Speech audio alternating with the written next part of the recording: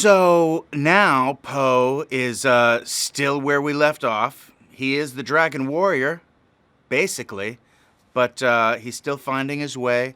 He hasn't really gotten comfortable with like the teacher-student relationship that he's become the teacher. The student has become the teacher, except that he's not really mature enough to fill those shoes. He's no Shifu, let's be honest. He's no Oogway. And he's freaking out a little bit because he's not up to the task.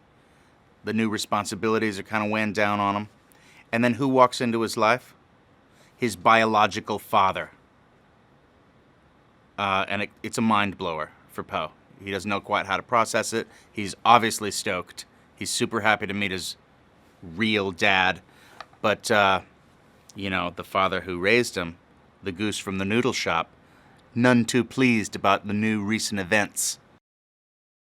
This new Panda Village is kind of a Shangri-La. It's like a lost city in the hills with mist and the mystical hidden powers of a panda village. And really, it's mostly just an emotional, high point for Poe to meet his people, finally. His whole life, he's had no other pandas. He's always been a fish out of water, and now, suddenly, he's thrust into this situation where he's surrounded by the love of his own people. So, it's kind of an awesome, emotional journey for Poe. So, we got everybody back from the first two movies with regard to the cast. We got all of the Furious Five. And now we got J.K. Simmons to play the evil Kai, the supervillain. He's amazing. You may have seen him in a little movie called Whiplash. Fantastic performance. Oscar winner. We got Bryan Cranston. A lot of people say, pound for pound, best actor in the world. I don't know if you saw Breaking Bad, but amazing cast we got.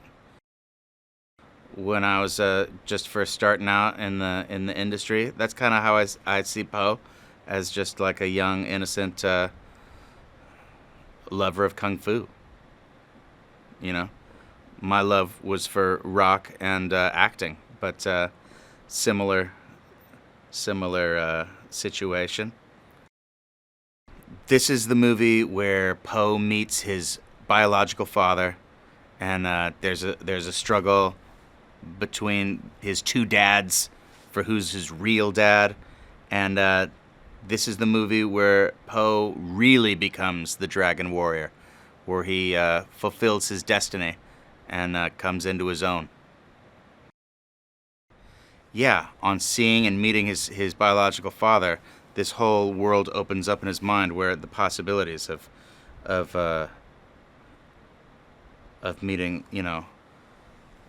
potentially hundreds of his kind, it's overwhelming. We've had a great adventure, It started off so many years ago, and we hit it out of the park, and it's one of my, favorite things in my career is having Kung Fu Panda under my belt. It's one of my proudest moments when I saw the first one and the second one to replicate the success, and it's exciting, be part of a big Hollywood shebang. Well, ideally, you want your third part in a trilogy to be the great finale of an arc. You want the beginning, middle, and end. So the big finish. You want to save your best for last. Your best villain, your best showdown, your best emotional growth. And I think we've done it. I think it's the best of the three. James Bond fans, did you know that Skyfall is the only Bond movie ever made by an Oscar-winning director? Now that's interesting.